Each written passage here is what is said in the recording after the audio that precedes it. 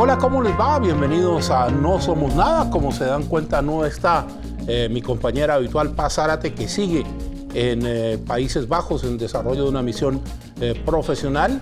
Como siempre, lo invito a que nos siga a través de Spotify. Ese podcast en Spotify ya tiene imagen, seguramente usted nos está viendo. Y si nos sigue en YouTube, la campanita para que podamos seguir creciendo. Y titularísimo, cuando no está ninguno de nosotros dos, es otro que forma parte del grupo y cumple la premisa de No Somos Nada, porque no es pariente, no es nada de nosotros, que es James Gatica desde Buenos Aires. Don James, segunda ocasión consecutiva, qué placer tenerlo por estos lados. ¿Cómo estás, Carlos? Muchísimas gracias por la invitación nuevamente. Desde Buenos Aires, bastante templado, llovió anoche, al menos no hay ola de calor como en Santiago, al menos. Sí, y antes, y hablando de lo que dice James, le queremos mandar un saludo a todos nuestros compatriotas que han sufrido el embate de los incendios. Ojalá todo para ellos sea dentro de lo que se puede bastante mejor, y tendremos que movilizarnos como sociedad para ayudarlos a pasar este amargo trago. Como siempre decimos al comienzo del programa, las opiniones que vertemos en este programa competen exclusivamente a quienes las emiten, no representan necesariamente la línea editorial de Canal 13. Óigame, James, yo sé que a usted le gusta el Reino Unido y sabe mucho del Reino Unido. Y a mí me llamó la atención esta semana esta huelga multisectorial que tuvo que enfrentar el primer ministro Sunak, porque pese a todo lo que se argumentó de que se iba a constreñir el derecho de huelga, se lo iba a limitar, finalmente los sindicatos ingleses salieron, le dieron la cara, y no la pasó muy bien el Prime Minister, Mr. Gatica. Así es, Carlos, la verdad es que es una serie de manifestaciones, huelgas, paros multisectorial de diferentes industrias y que tienen de carácter histórico. Hay que decir que culturalmente los británicos sí se manifiestan, pero bastante ordenado.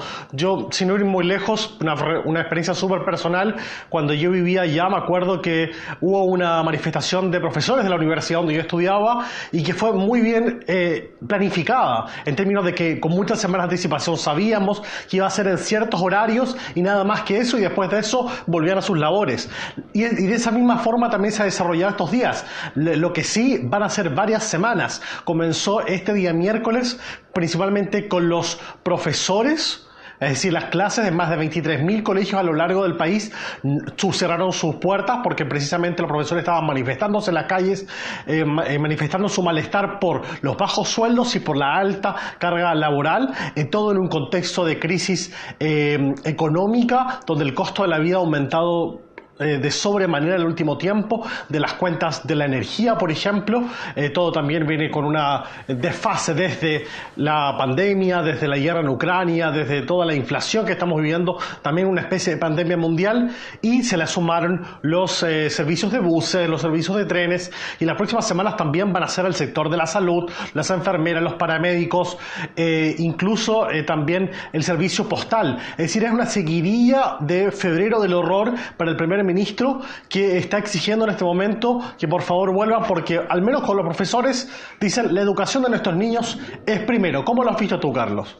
A ver, yo lo presenté acá desde el lado ferroviario, una huelga que paralice Londres desde los trenes es terrible, porque Londres se mueve a través de trenes, pero a mí lo que me llama la atención es esto: a través de toda Europa las manifestaciones contra la inflación ya estaban. En el caso francés se sumó una manifestación contra el plan de pensiones, un tema que en Inglaterra está alarmado, pero que va a salir prácticamente apenas se pueda. Lo que me llama la atención a mí es la poca flexibilidad política que tiene el ministro Sunak con respecto a esto. Ahora, hay que entender que Sunak es conservador y que el enfoque conservador involucra no negociar mientras haya huelgas, pero también hay que hacer un acento en lo siguiente: la inflación en Europa está subiendo del 10% prácticamente en todos los países. Hay sectores ingleses que la pasan mal. Uno tiene la idea de que como es una nación desarrollada, no hay pobreza, y hay pobreza, y pobreza además que se refleja sobre todo en los sistemas de salud. Y ahí, James, yo creo que hay una deuda pendiente de los gobiernos sucesivos. Y también lo otro que noto es que el fallecimiento de la reina Isabel en algún sentido ha descomprimido a la sociedad inglesa, y este tipo de movimientos que eran rechazados, es decir, no podemos hacer esto para no afectar nuestro prestigio internacional, ahora son parte del paisaje y parte de una situación que los ingleses, entre otras cosas, por flemáticos, no manejan bien, pero no quiere decir que no tengan cierta fiereza cuando tienen que protestar.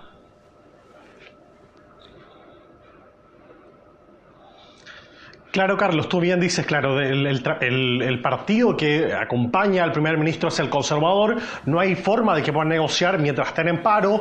Él apela mucho a la educación de los niños, de que el servicio de salud, el famoso NHS, va a estar paralizado, no va a poder atender a la gente. Imagínate que los trabajadores de las ambulancias no estén trabajando, obviamente no pueden trasladar a los pacientes, y le apela al Partido Laborista, al partido opositor, de que le diga a la gente de que tiene que volver a trabajar, de que dentro de los gobiernos conservadores, los profesores, por ejemplo, han tenido el mayor aumento de sus salarios históricamente, en el último siglo, lo cual es un hecho por un lado, pero que por otro lado también nos hace sostenible con la situación económica actual.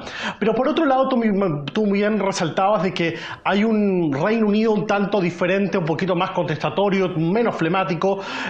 Post la muerte de la reina Isabel podría ser, quizás la historia nos va a determinar si ese fue el punto clave en la historia británica, pero la gente también está apoyando mucho esto. Sobre un 60% de la población apoya, por ejemplo, en la movilización de los enfermeros y los paramédicos, casi un 50% de los profesores. Yo escuchaba en medios británicos hablando a padres que decían: no puedo mandar a mis hijos al colegio hoy día porque los profesores están en huelga, yo apoyo a los profesores y yo me voy a tomar un día administrativo de mi trabajo que lo voy a perder de mis vacaciones, por ejemplo, para quedarme en casa con mis hijos, porque apoyo la demanda, lo que ellos están reclamando en este momento, porque creemos que es crucial para nuestro país. Eso también responde a que hay una respuesta ciudadana que apoya a estas manifestaciones que están desarrollando no solamente en Londres, sino que en todo el país, desconectando al país de un lado a otro, un país que depende tanto del servicio de trenes, de buses, para poder movilizar a gente que se mueve en las grandes ciudades, y que durante estos días, de una planificación muy británica que ya distribuyen los medios ingleses, han desarrollado para las próximas 3 semanas en diferentes momentos, exceptuando obviamente los fines de semana. Sí, yo agregaría una cosa que uno la ve desde Latinoamérica, no la ve cuando vive en el Reino Unido, que es esta sensación de que el orden establecido a efectos de la pandemia, a efectos de la caída de la economía, a efectos incluso, si usted quiere apuntar un poquito más allá del propio Brexit, están obligando a los partidos ingleses a reformularse, y en esa reformulación la sociedad sigue siendo, como bien dice James desde Buenos Aires, un factor muy importante. Es decir, y el Reino Unido tiene 2 partidos grandes que tradicionalmente, entre comillas, alternan el poder, pero que en sus bases filosóficas mantienen los mismos principios desde hace mucho tiempo. Esta coyuntura, esta serie de paralizaciones escalonadas y multisectoriales, tengo yo la sensación, para ir con James a Buenos Aires, que van a obligar a los partidos un poco a ayornarse, un poco a entender la sociedad en la que están envueltos y los cambios que le están pidiendo, no solo la sociedad inglesa, las sociedades a través de todo el mundo, a sus intérpretes políticos.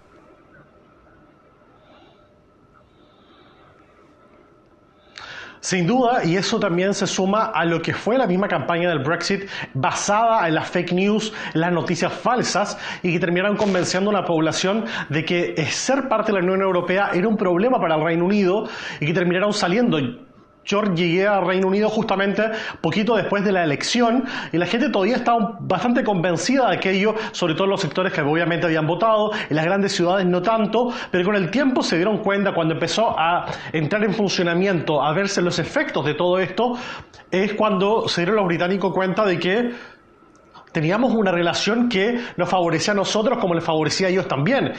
Sin ir más lejos, justamente en el sector de los enfermeros o los paramédicos del NHS que se están manifestando, hay una población muy grande de polacos que justamente eran favorecidos por ser parte de la comunidad y que muchos de ellos, al perder beneficios de visa, han tenido que dejar el país, y obviamente hay un vacío de personal muy grande que tiene que ser sustituido o copado por el personal local. Por ende, están sobrepasados de trabajo, recibiendo el mismo sueldo que ya no les es suficiente. Entonces hay que entender que el Brexit también ha tenido una influencia tremenda, que recién están viendo los efectos, y el costo para el país es significativo. Lo que también hay que entender es que el mismo gobierno que apoyó esto es el que sigue gobernando el país, y que van a tener que tener esta sensibilidad que dices tú con la gente que está sufriendo tanto en un país que no estamos acostumbrados a ver que se queje tanto, ¿cierto? No está en su naturaleza. Sí, hay un tema de ortodoxia política, y con eso vamos a cerrar este capítulo de los paros en el Reino Unido, que tiene que ver con que los partidos interpretan a la gente. Finalmente, los partidos son los interlocutores entre la gente y el poder. Cuando hay un divorcio entre la gente y los partidos, el poder comienza a erosionarse. En el caso inglés, no es que Sunak se vaya a caer mañana, no lo sé, pero lo que sí está claro es que los liderazgos de ambas colectividades van a sufrir cambios a partir de los cambios que la propia sociedad británica ha experimentado.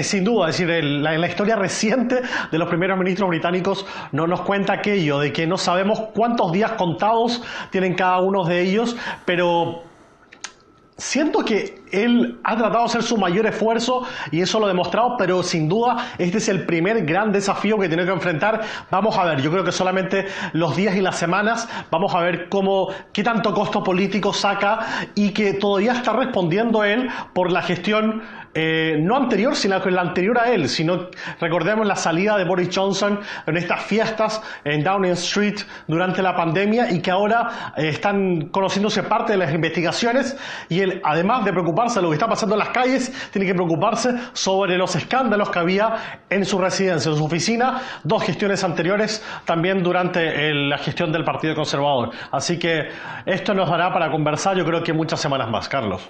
Así es. Bueno, nos toca salir al quite desde Santiago, y hay una semana que tiene muchas cosas marcadas.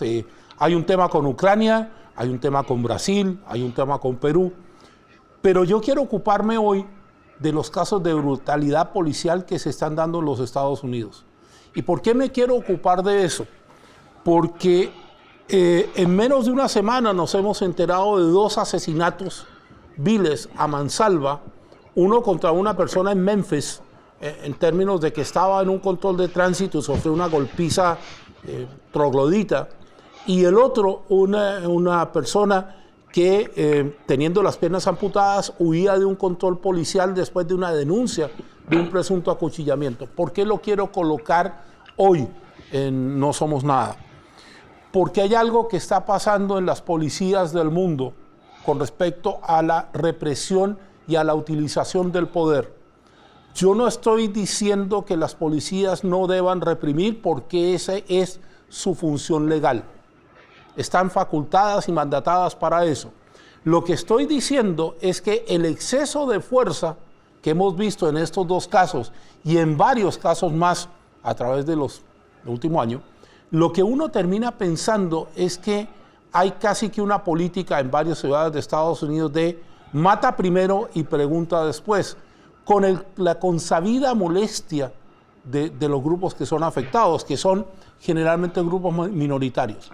Habla de dos cosas para ir con James a Buenos Aires. Primero, de una deficitaria capacitación. No tuvimos la oportunidad de hablar con James ese tema, pero sí lo hablamos con Paz, aquel policía que fue apartado después de reportarse 50 violaciones o 49 violaciones a códigos sexuales de su parte. Esa es la primera parte. Y la segunda, parece que los filtros psicológicos en las policías del mundo están fallando. James. Sí, pareciera ser una tendencia este sentimiento de impunidad que tienen algunos servicios de policía. En particular, siempre sale a la palestra la de Estados Unidos, ¿cierto? Y precisamente frente a detenidos de minorías étnicas, raciales, y que y que pareciera ser, obviamente, podría responder a algunos problemas de índole psicológicos y que diría uno, ¿qué tipo de controles hay? ¿Qué tipo de preparaciones hay? ¿Qué tipo de control o mantención constante hay?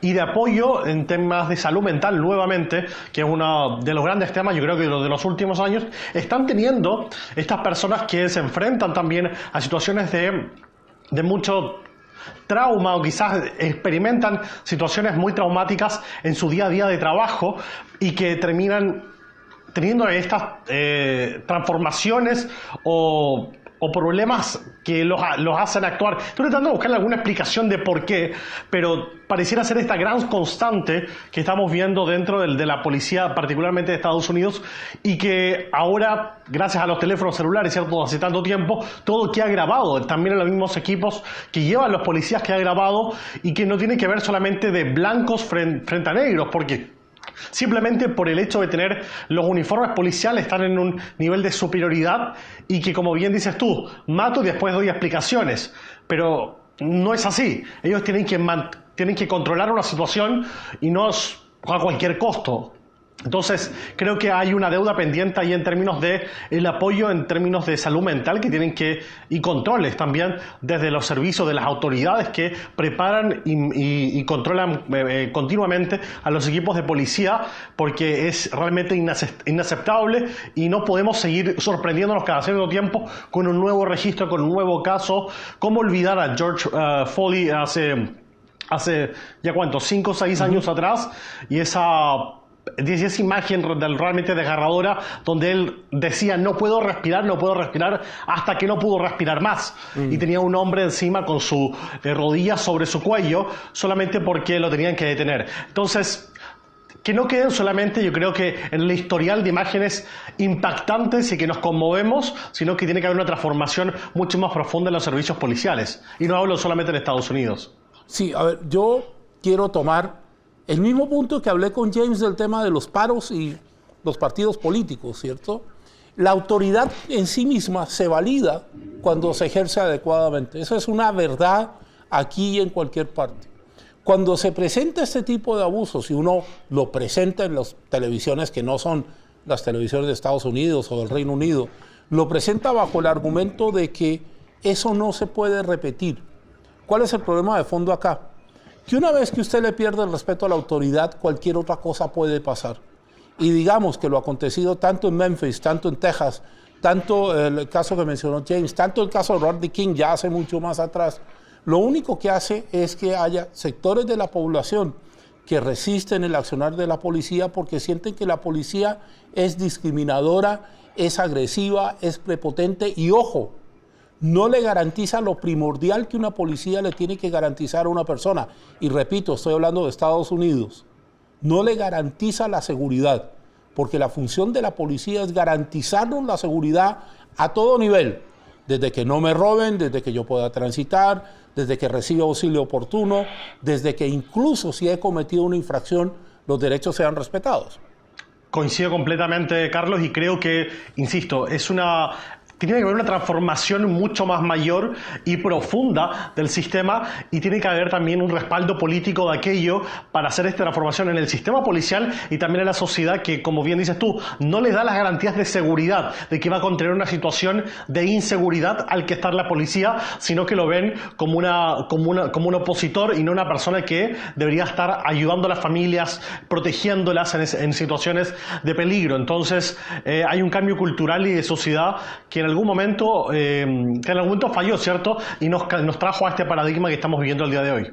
Sí, cerrando el tema de la policía y de los abusos policiales, hay que recordar que en una democracia, cualquiera que sea, todos tenemos los mismos derechos. Esa es una verdad, no hay cómo negarlo, y por lo tanto vamos a ver cómo evoluciona esto. James, hoy en Kiev, o Kiev, si usted quiere pronunciarlo en ucraniano, hay una cumbre de la Unión Europea con la que la Unión Europea le demuestra a Zelensky que está de su lado. La pregunta para James es, ¿qué tan del lado de Zelensky está la Unión Europea? Porque Zelensky esta semana comenzó a hablar de aviones caza F-16 y ahí se trazó una línea, a mí no me gusta el término línea roja, nunca me ha gustado, se trazó una especie de frontera que parece ser que Zelensky no va a obtener.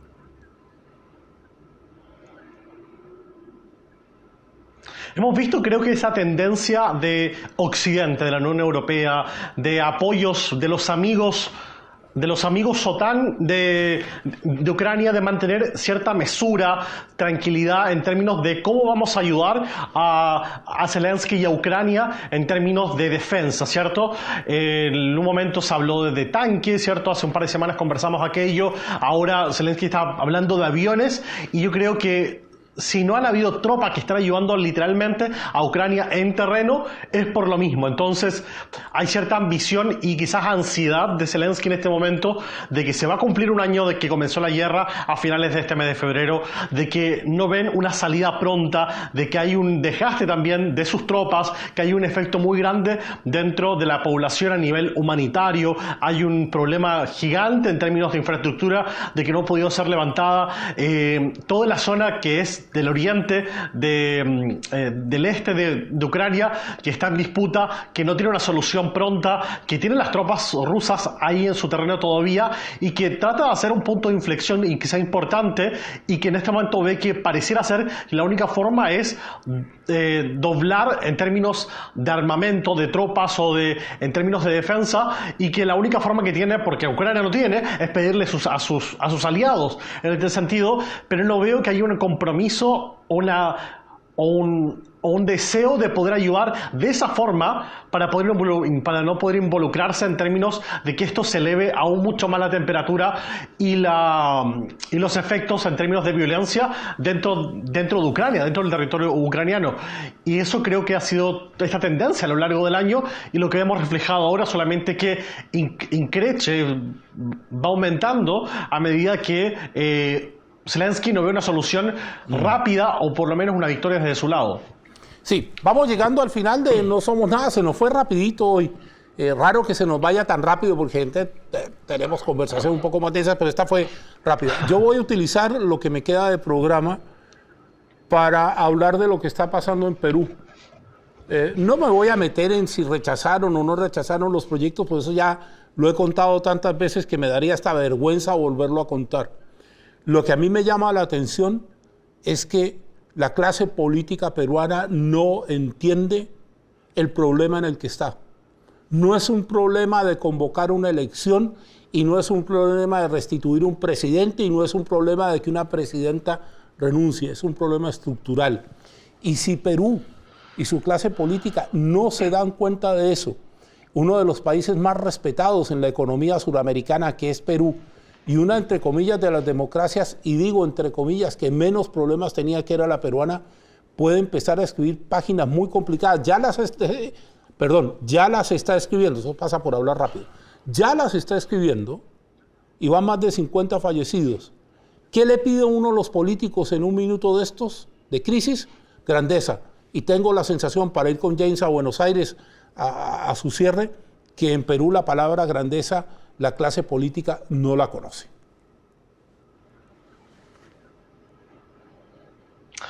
Me voy a agarrar también de los problemas estructurales aquí desde casa, desde Buenos Aires, Argentina. Ayer el Banco Central de este país anunció que ya van a empezar a imprimir un nuevo billete, el de 2.000 pesos. Actualmente el billete más grande de circulación es el de 1.000 pesos, que ni siquiera alcanza los $3, en la equivalencia al cambio alternativo, que es el de uso más común, el más naturalizado aquí en Argentina, sobre todo por los turistas. Ni siquiera $3 el de 1.000 pesos. Eso quiere decir que el de 2.000 pesos, el nuevo, no va a alcanzar a los $6, es decir, $5.50, y eso aquí en Argentina, con eso ni siquiera compras un kilo de carne. Estos, una vez más, así como en Perú, son medidas paliativas dentro de un sentimiento de negación de lo que está viviendo el país, de una crisis económica, donde el mismo presidente Alberto Fernández dice que la inflación es una creación de los medios, una creación psicológica, que es una sensación que está en la cabeza solamente de la gente, pero que en la realidad en los bolsillos, en el día a día. Cuando la gente va a comprar, no es posible hacerlo con los sueldos que tienen, porque cada mes se hacen menos. Este billete de 2.000 pesos no viene a solucionar absolutamente nada en un año que también es electoral, y que el tema de la economía va a estar en el medio del discurso político. Vamos a ver, va a salir un billete quizás de 5.000 o de 10.000, pero el problema estructural de la economía argentina parece no tener solución por ahora. para cerrar y acogiéndome a lo que dice James, hay un país en Sudamérica, no voy a decir su nombre, está al norte, es vecino de Colombia y vecino de Brasil, que ha cambiado su cono monetario como, no sé, 10 veces, y esos billetes pues sí son muy bonitos. En Colombia esos billetes en un museo en el centro de Medellín son una cartera. James Gatica en Buenos Aires, y a nombre de todo nuestro equipo acá en Santiago, hoy tuvimos la fortuna de que Matías Sáez es quien nos ha dirigido durante el programa, nuestro editor don Pablo Bustos y todo el equipo, muchas gracias por estar ahí. Nos vemos en una próxima oportunidad.